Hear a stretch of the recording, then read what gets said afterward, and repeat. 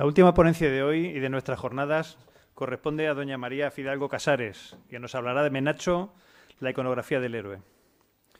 María Fidalgo es licenciada en Geografía e Historia por la Universidad de Santiago de Compostela, con especialización en Historia del Arte Moderno y Contemporáneo, y doctora en Historia del Arte por la Universidad de Sevilla.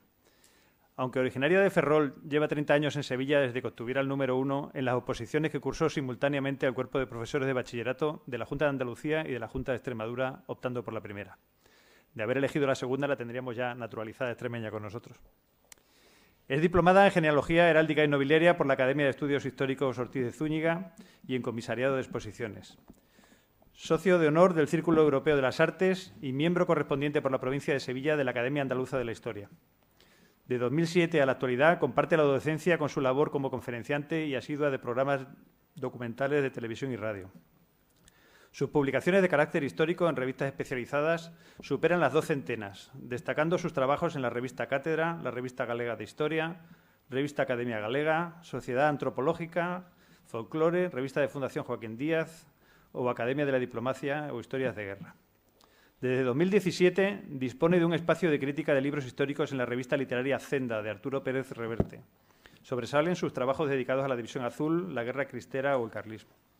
Desde 2015 coordina la comunicación y relaciones con los medios de Augusto Ferrer Dalmau, el pintor de batallas, y es coautora de algunos de los libros más exitosos del pintor, como El pintor de batallas, Bocetos para la historia o Imperio. En su ponencia de hoy nos va a hablar de la figura del general Menacho desde el punto de vista del arte y cómo se ha ido transformando la iconografía del héroe desde su muerte, defendiendo la ciudad contra los franceses en 1811 hasta nuestros días. María.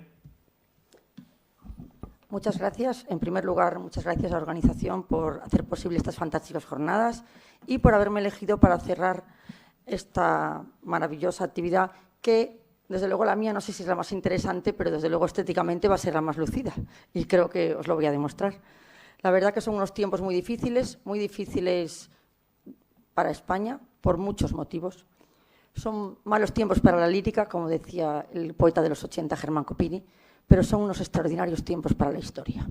Los historiadores nos pasamos la vida durante décadas aislados en nuestros centros educativos o académicos, publicando en ediciones con un público muy limitado, la verdad, y de repente estamos asistiendo a una cosa que no nos creemos ni nosotros. Tenemos una sociedad que demanda historia, una sociedad que demanda conocer su pasado y una sociedad que difunde más historia que nunca. Desde que hemos entrado por la puerta hasta ahora mismo se han difundido más contenidos históricos que en toda la historia hasta la aparición de Internet. En este segundo se han producido más documentos históricos que lo que se han producido desde el origen de la humanidad hasta la aparición de Internet. O sea, esto es inaudito.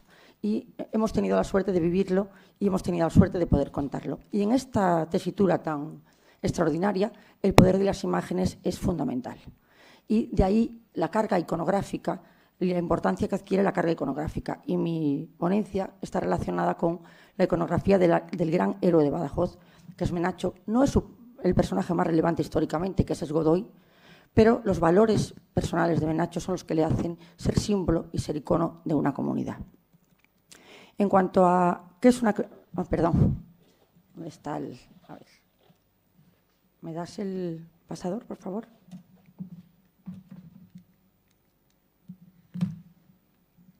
Aquí a la derecha. Esto me lo restas, ¿eh? Del tiempo. No, es que como hablaba de la cartilla antes, el ponente anterior, la cartilla del Duque de Ahumada, eso de leer la cartilla viene de ahí. Yo se lo explico mucho a mis alumnos, que el Duque de Ahumada era la famosa cartilla. Cuando nos leen la cartilla, pues este señor me ha leído no una cartilla, 200, para que no me pase con el tiempo. Pero como soy la última, espero alguna deferencia. Bueno, cuando hablamos de iconografía histórica, ¿de qué estamos hablando? Pues estamos hablando de esas imágenes que el imaginario colectivo ha relacionado con un episodio histórico, con un personaje. Y si hablamos de la Guerra de Granada, casi todo el mundo pensará en esto, de forma inconsciente. Igual que si hablamos de la muerte de Isabel la Católica, y pensad un momento, pensáis en esto. Vamos a pensar en Juana la Loca. Pensar en Juana la Loca, un momento, a que pensáis en esto. ¿Y si pensamos en Carlos V? Todos los que estamos aquí pensamos esto. ¿Y si pensamos en los tercios y no barro para mi casa? Todo el mundo piensa esto. ¿Y si pensamos en la familia de Carlos IV? Todo el mundo piensa esto. ¿Y si pensamos en el liberalismo? Este cuadro que además es una iconografía muy interesante porque sobredimensiona al propio personaje.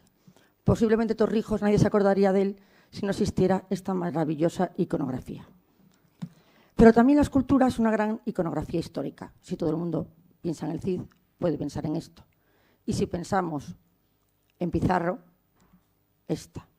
Y cuando pensamos en Menacho, todo el mundo va a pensar en esto, porque esta es la gran iconografía histórica de Menacho. Es una iconografía a la altura de la mejor estatuaria europea, una escultura de bronce de una calidad única en el panorama escultórico actual, un panorama dominado por esculturas de Porespan, de reproducciones en 3D, y esta es una escultura, ya veremos, como la gran estatuaria clásica desde la época histórica. Pero no es la primera iconografía de Menacho. La primera iconografía de Menacho, todas la conocemos, la iconografía, la que parecía definitiva de la figura histórica, es esta representación. ¿Puedes bajar un poco la luz para que se vea o no? ¿No?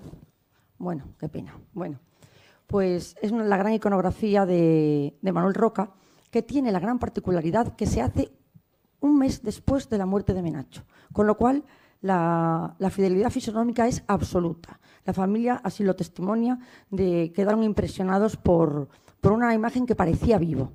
A mí me encanta esta iconografía porque tiene una potencia y tiene una personalidad. Don Rafael Menacho, del que no puedo contar nada porque si lo cuento pierdo de otro tiempo, pues sabéis que es el gran defensor de Badajoz y sorprende con todas las representaciones similares de la época por esta actitud chulesca, desafiante y esa cara con esos rasgos tan marcados. Me consta, por desgracia, que la discordancia aparente de las extremidades ha llegado a provocar incluso cierta hilaridad entre los propios militares, riéndose unos de otros diciendo a ver la manita de Menacho. Pero yo les voy a demostrar que estaban en un craso error. Esta iconografía de Menacho se irá repitiendo a lo largo de la historia. Por ejemplo, tengo que contar que me gusta muchísimo la frase de las Cortes de Cádiz que le dicen al Ayuntamiento de Cádiz que este retrato debe inspirar a sus conciudadanos el patriotismo que condujo a este héroe al templo de la inmortalidad. Esta es la esencia de la escultura histórica. Por eso quise poner esta frase. Esta iconografía se irá repitiendo, la repetirá Julio Moisés, un magnífico retratista en el centenario de la independencia. También se repetirá ya casi en el siglo XX, a finales de los 80, por Alonso Santiago, que hoy precisamente este retrato lo tenemos en Badajoz. Hay pequeñas modificaciones, pero prácticamente son modelos de la copia de Manuel Roca. Curiosamente, el año pasado, en un blog, apareció por ahí esta representación de Menacho, que no parece Menacho porque le falta el sombrero, le falta el bicornio, pero es Menacho, claramente es Menacho, incluso con la misma postura. Aparece en una guía turística de Cádiz, de 1930, atribuida al panadero. El panadero es un pintor costumbrista prácticamente contemporáneo a Menacho, con lo cual la fidelidad fisonómica también se mantiene. Estaba en propiedad de un coleccionista, pero está desaparecida y nadie sabe dónde está este retrato, pero me pareció interesante traerlo. Tenemos estos dos últimos ya en el siglo XX, los dos en poder de la familia, uno es de Eduardo García Menacho. A mí me da la impresión que el primer cuadro es un cuadro recortado de una imagen más grande porque me extraña que se corte el bicornio a la mitad, y el que está a su izquierda, no sé, a la derecha, los que están viendo, es un cuadro encargado por la familia en el aniversario. Como veis, es un cuadro quizá un poco más británico, más elegante, más estilizado, y ha corregido la postura del brazo para parecer un poco más equilibrada y sin ese toque que tenía Menacho. Pues están equivocados todos, tanto los que provocaban hilaridad como la propia familia, porque esta postura de Menacho no era una postura baladí, sino que en esta época hay muchísimas representaciones de bandoleros, de majos y de patriotas, que en el fondo es como se representaba a la esencia del pueblo que se rebeló contra los franceses con este tipo de postura. Es decir, el elegir esta postura de Menacho era una forma de reafirmar el carácter popular y la imbricación del héroe en el pueblo de Badajoz. Como veis, hay muchísimas representaciones de majos y de bandoleros con estas discordancias o estas extrañas posturas, que es las que representa Menacho. La siguiente iconografía, y la más importante desde el punto de vista por lo menos de las dimensiones, porque esta medía casi 3 metros, la encarga la familia también en el aniversario.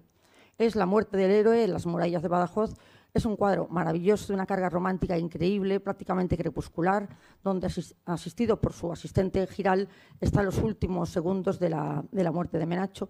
Es un cuadro precioso, con una dimensión espacial de cielo, tierra, suelo, unas bandas, las 3 bandas que articulan un poco la naturaleza del hombre. No me puedo parar, me encantaría hablar 10 minutos de este cuadro, pero por desgracia no puedo. Este cuadro es de Julio Borrell, un pintor catalán, autor de, por ejemplo, de toda la decoración mural del Templo de la Merced en Barcelona. Es el pintor favorito de Julio Companys, el presidente de la Generalitat, que tenía uno de sus cuadros en su despacho y decía que era su pintor favorito. Eso no quitó que no moviera un dedo cuando las pinturas de este magnífico pintor quedaron arrasadas e incendiadas en Barcelona. La siguiente iconografía, aunque no pueda parecer una iconografía, lo es el fantástico uniforme diseñado por Luis Sorando Muzás, el mayor experto en trajes napoleónicos, que tenemos la suerte de conservarlo aquí en Badajoz, en la exposición permanente de Menacho. Es un maniquí o una uniformidad que reproduce exactamente la uniformidad de Menacho. Hay una pequeña diferencia en el calzón. El calzón han optado por el blanco de gala porque es más vistoso, pero incluso la faja, que no es la reglamentaria, reproduce exactamente el resto de faja que quedaba en los restos del mariscal Menacho. También me ha gustado aparecer estas iconografías que he encontrado. Una claramente está inspirada en el maniquí, no se llama maniquí, no sé si me estoy confundiendo, en la figura de Menacho, y este clip de Famóvil que me pareció curiosísimo, y cómo la iconografía trasciende enseñar la historia a los más pequeños.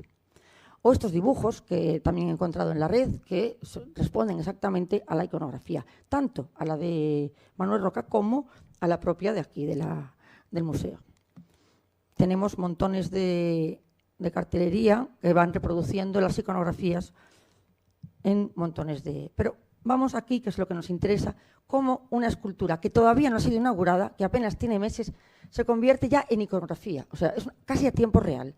Ya encontramos publicaciones, encontramos cartelería de simposios, encontramos artículos en la red, encontramos que ya aparece la escultura de Salvador Amaya como la gran iconografía histórica del episodio. Esto es algo nunca visto.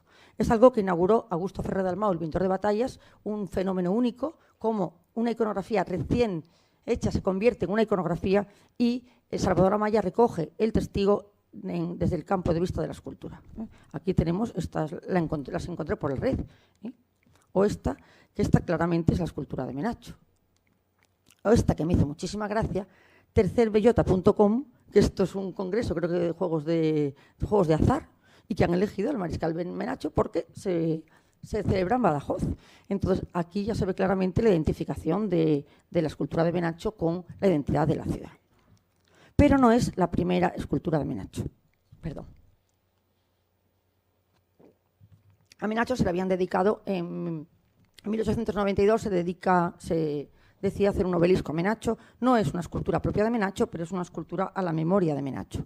Es una escultura, es una columna conmemorativa donde hay unos relieves, hay 4 leones afrontados, está hecho de 3 tipos de mármol, y es una escultura muy estilizada que me encantaría pararme, pero no puedo.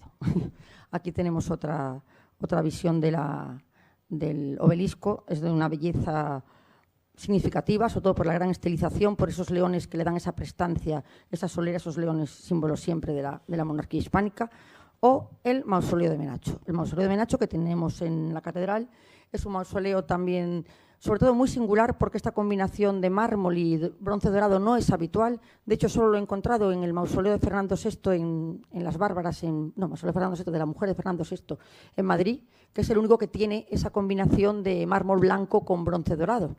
Pero está compuesta por varios bustos, varios cubos prismáticos en degradación.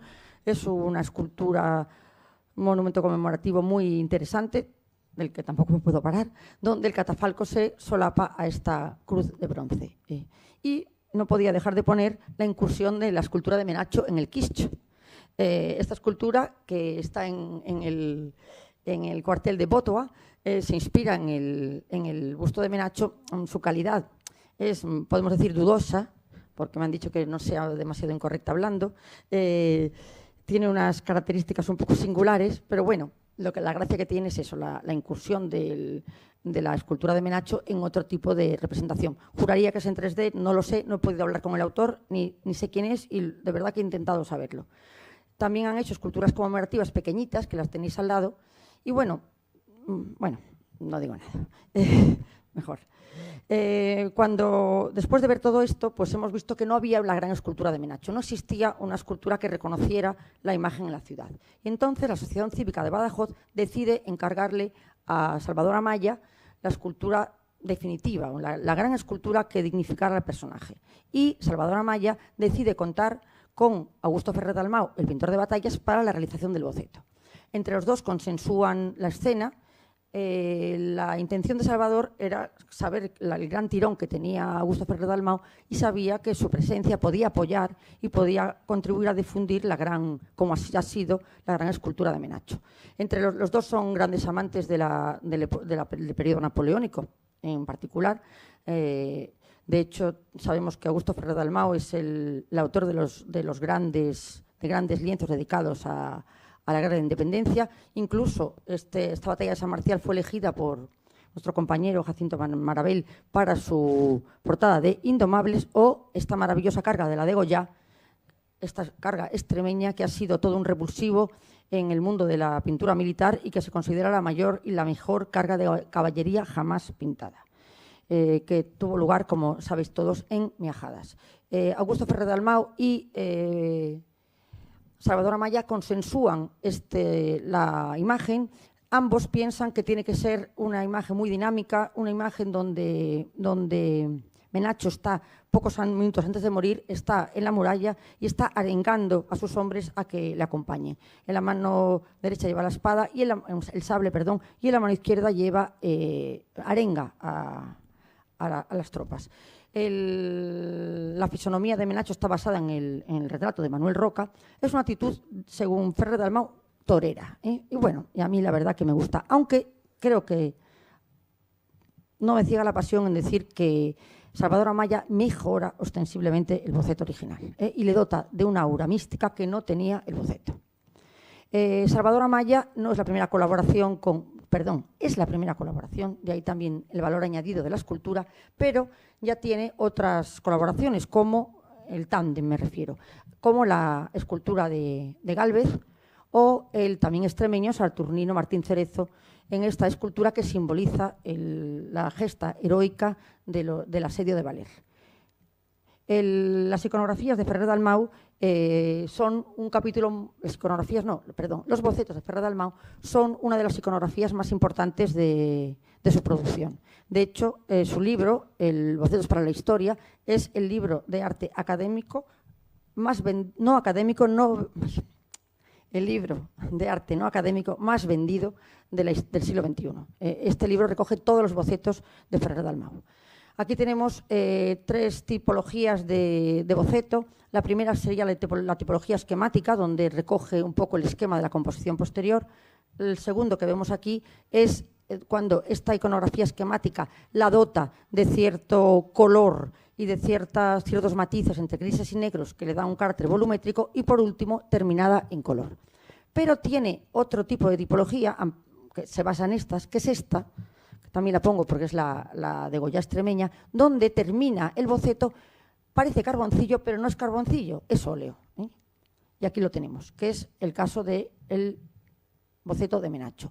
En este boceto, como vemos, hay las huellas de la ejecución del propio Ferrer Dalmau en las coordenadas espaciales que, como veis, se transparentan en lápiz.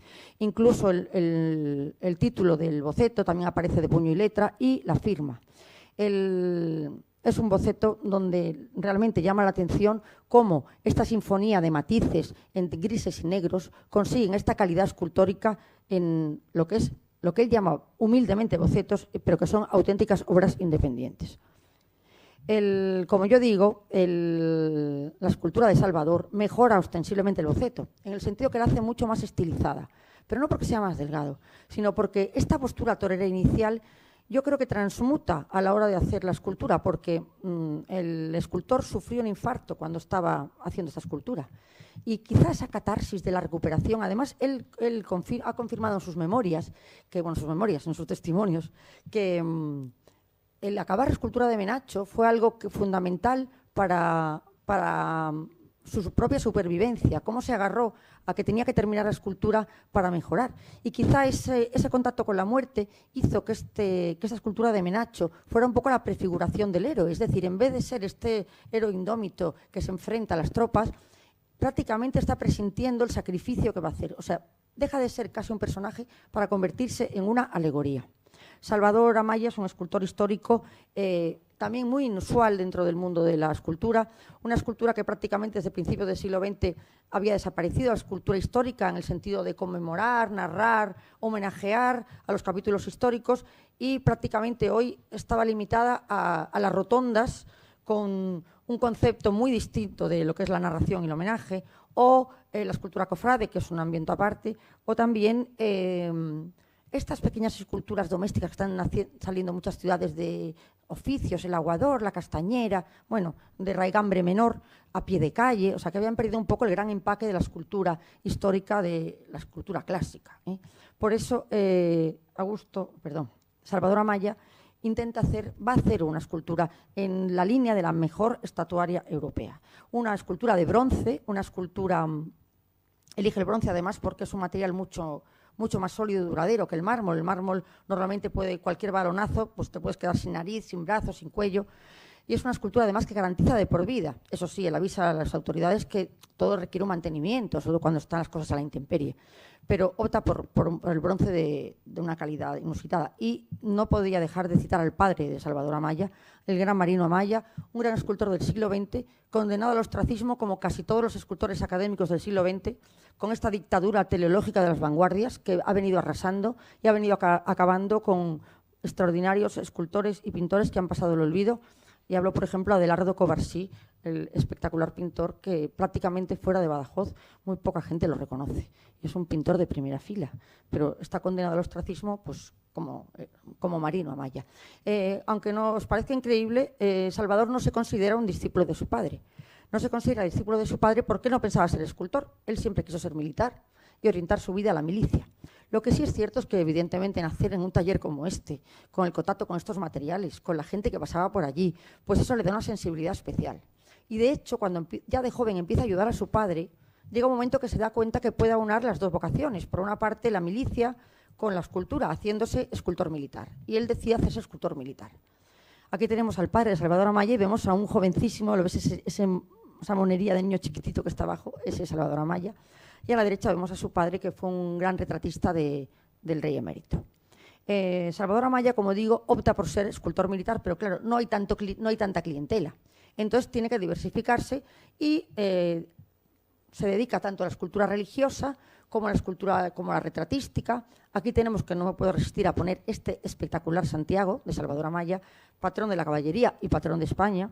Santiago de Compostela, también es el mismo Santiago, aunque aquí aparece en su faceta de peregrino, que creo que es de una belleza inconmensurable. También, recogiendo un poco la estela de su padre de retratista real, retratará a su majestad Felipe VI, tanto en traje de campaña como en traje de civil.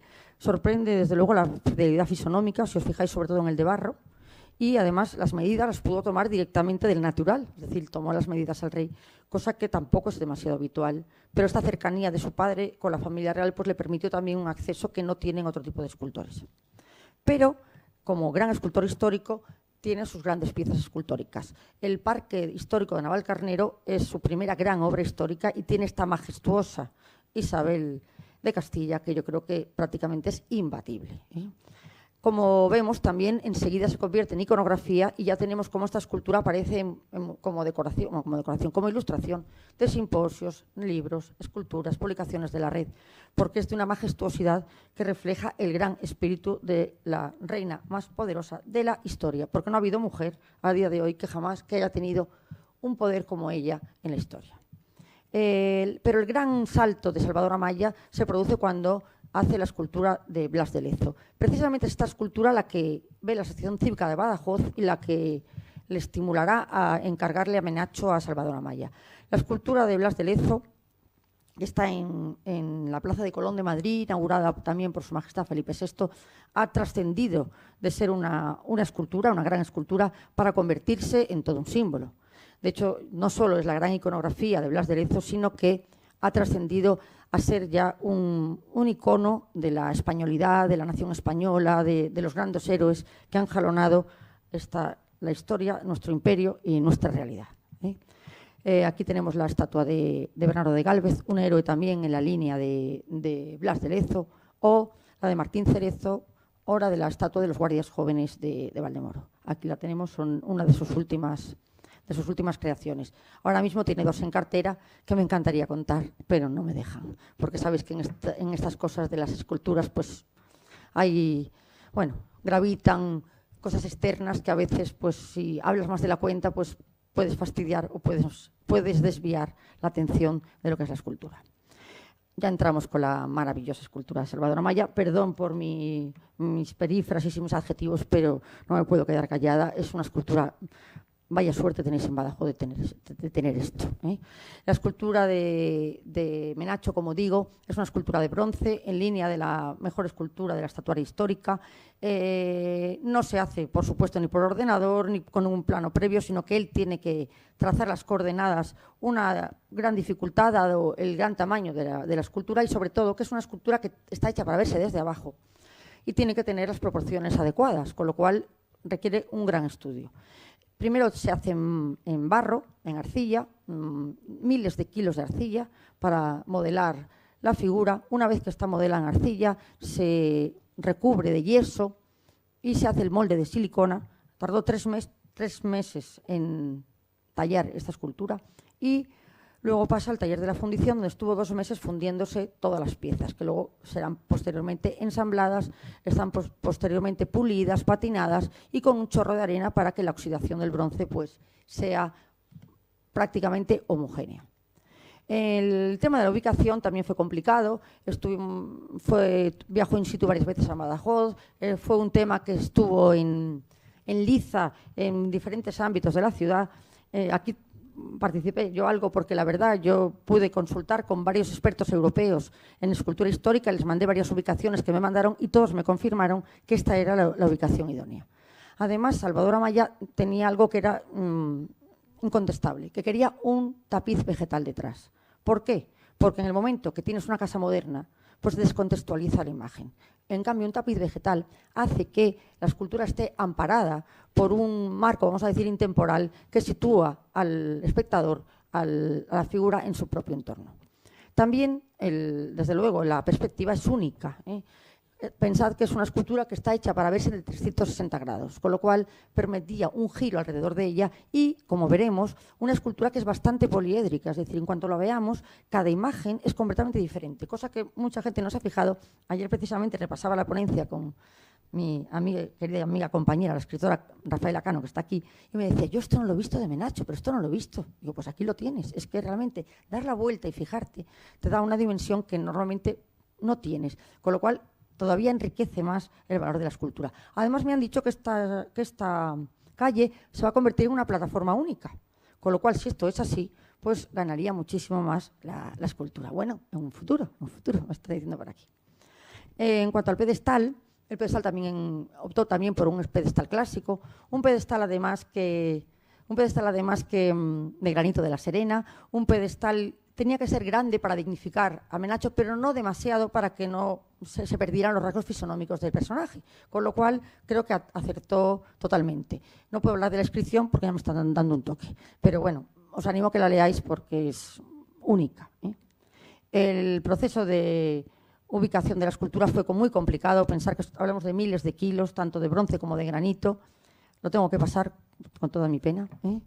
Tuvo que protegerse la escultura con toda la cara, con unas mantas protectoras, pero fue la verdad una labor titánica, pero vamos, mereció la pena. Aquí la vemos, aquí vemos al escultor.